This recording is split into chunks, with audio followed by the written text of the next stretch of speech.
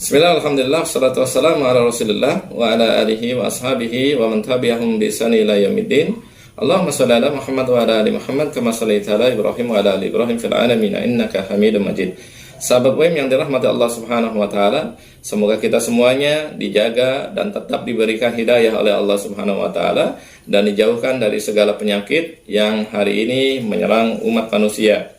Sahabat UIM, ramai di media hari ini terkait dengan status atau terkait dengan pernyataan daripada Menteri Agama yang memberikan selamat kepada Bahai, sebuah ajaran keagamaan yang baru di hari rayanya Nauruz, di mana Menteri Agama ini memberikan selamat terhadap hari raya Nauruz, yang mana kita ketahui bahwa Bahai ini merupakan ajaran agama yang hari ini belum menjadi agama resmi di Indonesia, dan sebagaimana kedudukan undang-undang bahwa seorang pejabat negara boleh memberikan pernyataan atau selamat kepada agama-agama yang memang diakui oleh negara. Dan Bahai ini adalah agama yang atau ajaran pemikiran keagamaan, tapi bukan agama yang diakui oleh negara. Sehingga kita lihat beberapa aspek atau beberapa sesi terkait dengan Bahai ini. Yang pertama, pernyataan terkait dengan Menteri Agama. Jelas Menteri Agama ini melanggar undang-undang karena Bahai ini belum diresmikan sebagai agama. Setidaknya ada 4 poin ketika Bahai ini mau dijadikan sebagai agama. Yang pertama, harus mempunyai Tuhan yang disembah. Jadi kalau Tuhannya siapa yang disembah, maka itu syarat dari agama. Yang kedua, harus punya Rasul atau Nabi yang memang membawa ajaran daripada itu sendiri. Yang ketiga, harus mempunyai kitab suci yang dibawa sebagai tuntunan atau sebagai pedoman daripada ajaran tersebut. Dan yang keempat ini harus mempunyai umat. Setidaknya inilah yang harusnya dipenuhi ketika Bahai ini mau dijadikan agama di Indonesia. Lalu prakteknya bagaimana, ibadahnya seperti apa? Kalau memang ibadahnya hampir sama atau mendekati dengan Islam, maka ini bisa jadi penyimpangan dalam agama Islam. Nah, kalau kita melihat sekarang ini Bahai, maka kita lihat dari berbagai aspek. Yang pertama adalah aspek sejarah terkait dengan berdirinya Bahai ini. Bahai ini didirikan sekitar abad 19, tahun 1800-an. Di Persia yang hari ini namanya Iran, atau ada yang mengatakan didirikan di Irak. Ya, ini menjadi perselisihan perbedaan lah. Tapi yang pasti Bahai ini didirikan oleh yang namanya Mirza Hussein Ali Nuri. Ya, Mirza Hussein Ali Nuri. Ya, kalau di kemarin kita mengetahui bahwa ada agama atau ada ajaran yang menyimpang namanya Ahmadiyah yang dibawa oleh Mirza Ghulam Ahmad. Hari ini ada Bahai ya yang dibawa oleh Mirza Hussein Ali Nuri yang dengan gelar Bahaullah atau kemuliaan Tuhan. Ya. Jadi sekitar tahun 1800-an berdiri ajaran ini di Persia. Dan sebagaimana kalau kita ketahui, kita baca dari buku-buku sejarah bahwa di Persia ini merupakan sumber dari kerusakan daripada agama. Ya. Di Persia ini merupakan banyaknya ajaran-ajaran yang menyimpang daripada agama. Ya, sebagaimana ketika dulu sebelum Rasulullah SAW dilahirkan dan menjadi agen perubahan di Mekah, kita lihat bahwa Persia ini ada satu ajaran yang namanya Zoroaster, ya, di mana mereka menghalalkan seorang laki-laki boleh menikah dengan ibunya sendiri, boleh menikah dengan anaknya sendiri, boleh menikah dengan saudara-saudaranya sendiri yang perempuan. Tentu ini adalah aliran yang menyimpang, ya, di mana kalau secara naluri kita melihat tidak mungkin seorang anak kita ini laki-laki menikahi ibunya, tidak mungkin menikahi adiknya, tidak mungkin menikahi saudara-saudaranya, tidak mungkin menikahi anaknya. Nah, dulu ketika Rasulullah SAW belum dilahirkan atau akan dilahirkan di Mekah, maka ajaran Zoroaster ini sudah ada di Persia. Sehingga Syekh Ramadan Al-Buni mengatakan, kenapa Islam tidak dilahirkan di Persia? Salah satu alasannya karena Persia merupakan banyaknya ajaran, tempat lahirnya ajaran-ajaran yang menyimpang. Ada Zoroaster, ada Mazdakiyah. Mazdakiyah ini adalah pemahaman di mana seorang perempuan itu boleh dimiliki secara bersama, sebagaimana air, sebagaimana tanah dan yang lain-lainnya. Sehingga kalau nanti kita pahamannya ini ada Mazdakiyah, maka istri kita boleh dimiliki dan boleh diambil oleh orang lain. Nah, begitu juga dengan hari ini. Abad 19 lahir yang namanya pemahaman keagamaan yang namanya Bahai, ya, dilahirkan oleh Mirza Hussein Ali Nuri sekitar 1844 seperti itu ya.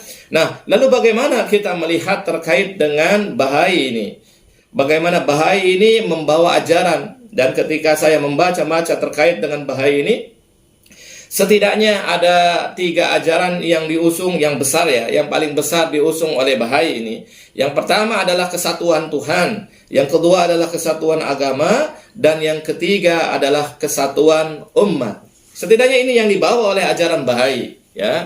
Jadi mereka menganggap bahwa Tuhannya sama ya, hanya agamanya saja yang berbeda. Nah, tentu ini berbeda dengan keyakinan kita sebagai umat Islam, di mana kita meyakini qul huwallahu ahad, Allah itu yang tunggal, yaitu Allah Subhanahu wa taala. Tuhan itu yang tunggal, yaitu Allah Subhanahu wa taala. Bahai ini menganggap Tuhannya sama, dan agama itu adalah cerminan dari refleksi daripada Tuhan-Tuhan yang berbeda dalam pengertian yang sama. Nah, ini penyimpangan. Terus kemudian Bahai juga menganggap bahwa kesatuan agama itu sama ya, yang satu dengan yang lainnya sama, menghimpun semuanya kepada Tuhan yang sama ya.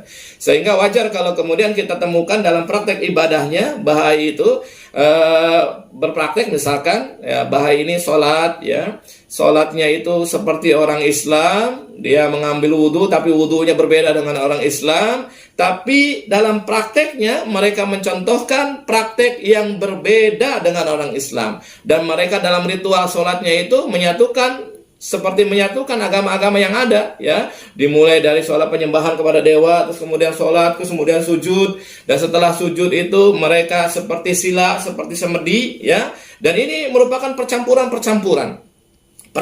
daripada agama-agama yang dianggap oleh Bahai itu merupakan adalah agama yang sama, kesatuan agama. Sedangkan Islam mengajarkan, kita mengatakan bahwa inna dina indallahi Islam, bahwa agama yang memang diridhai oleh Allah Subhanahu wa taala itu adalah Islam ya. Barang siapa mencari agama selain Islam, maka fala yuqbalu minhu, maka akan ditolak oleh Allah Subhanahu wa taala, wa huwa fil akhirati minal khasirin, dan dia di akhirat nanti termasuk orang-orang yang merugi ya. Jadi Bahai ini seolah menyamakan agama-agama antara Islam dengan Buddha, dengan Kristen, dengan yang lainnya, sehingga praktek ibadahnya ya, taruhlah misalkan mereka menganggap bahwa itu adalah sholatnya itu adalah gabungan dari gerakan-gerakan yang merupakan agama-agama tersebut ya. Sedangkan kita sebagai umat Islam meyakini bahwa sholat yang kita lakukan ini adalah sholat yang mengharuskan mencontoh kepada Rasulullah SAW. Dalam sebuah hadis Rasulullah SAW mengatakan, "Sallu kama ra'aitumuni usalli." Sholatlah kalian sebagaimana kalian melihat aku sholat. Jadi orang Islam itu kalau memang Bahai ini lahir daripada ajaran Islam, maka harusnya sholatnya itu sama seperti orang Islam, mencontoh kepada sholat yang dicontohkan oleh Rasulullah SAW. Karena memang sholat-sholat yang tidak dicontohkan oleh Rasulullah SAW, atau ibadah-ibadah yang tidak dicontohkan oleh Rasulullah SAW, maka kata Rasulullah SAW, fahuwa raddun ya, maka akan tertolak ya. Dan ini merupakan asas ya. Jadi kalau saya melihat Bahai ini, selain menyimpang dari segi akidah karena menganggap Tuhannya sama ya, kita melihat sebagai orang beriman Bahai ini mencampur adukan agama ya, talbis dalam agama, dan talbis itu adalah ajaran iblis ya. Sebagaimana Allah Subhanahu wa taala mengatakan, wala talbisu haqqo bil batil, janganlah kalian mencampur adukan antara yang hak dengan yang batil. Dan Bahai ini jelas mencampur adukan antara yang hak dengan yang batil, seolah-olah gerakannya sholat, tetapi gerakan sholatnya itu mencampurkan ajaran agama-agama yang ada di Indonesia ya. Ada nyembah seperti nyembah dewa atau nyembah sang hyang atau apapun namanya ya. Setelah itu kemudian seperti sholat orang Islam. Nah, setelah itu sujud, dan setelah sujud itu mereka duduk sambil semedi seperti itu. Nah, ini adalah talbis, dan talbis itu ajaran iblis. Maka kalau kita melihat Bahai ini, maka satu ya adalah merupakan produk budaya, bukan daripada agama. Kita mengenal bahwa agama itu adalah ada agama samai dan agama ardi Ya, ada agama langit dan kemudian ada agama yang memang agama bumi. Ya. Kita melihat pada agama langit itu misalkan dengan diturunkannya para nabi, para rasul oleh Allah Subhanahu wa taala, yang mereka diberikan kitab-kitab sebagaimana misalkan Musa diberikan Taurat, Daud diberikan Zabur, Isa diberikan Injil, dan Rasulullah SAW Muhammad diberikan kitabullah yaitu Al-Quran. Maka ini adalah agama langit, ya, yang memang diberikan oleh Allah Subhanahu wa taala. Lalu agama bumi hari ini maka muncul yang namanya Kristen, Buddha, Hindu dan yang lainnya. Sedangkan ajaran agama Bahai ini dikatakan atau saya berpendapat ini adalah produk dari budaya. Ya, karena tidak jelas Tuhan mana yang disembah. Kemudian apakah ada Rasul yang diturunkan kepada mereka, Nabi yang diturunkan kepada mereka.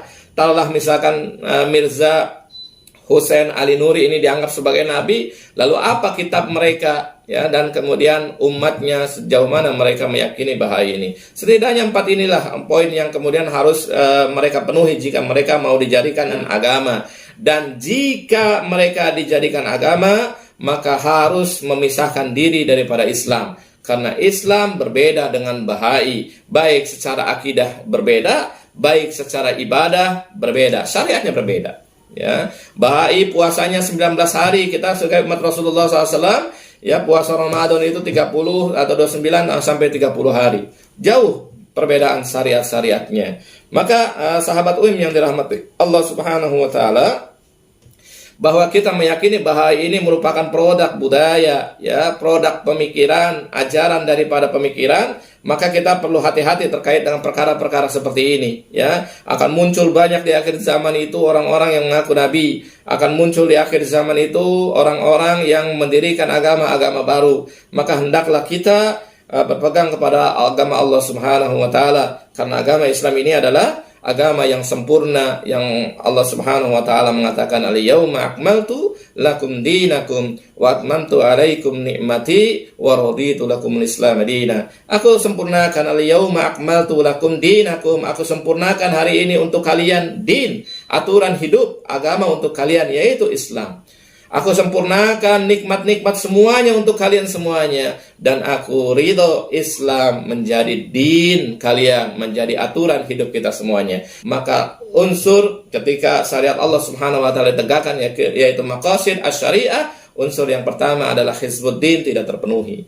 Agama ini menjadi seolah-olah akan dimain-mainkan oleh orang-orang yang bebas mengaku saya punya agama baru, saya punya nabi baru, saya punya ajaran baru. Karena memang hari ini tidak tegaknya syariat menyebabkan fitnah terkait dengan din ini.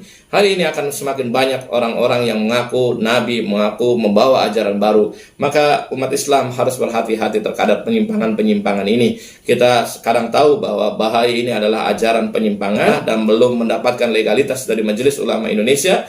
Maka hari ini hendaklah kita umat Islam berhati-hati terhadap ajaran Bahai ini. Assalamualaikum warahmatullahi wabarakatuh.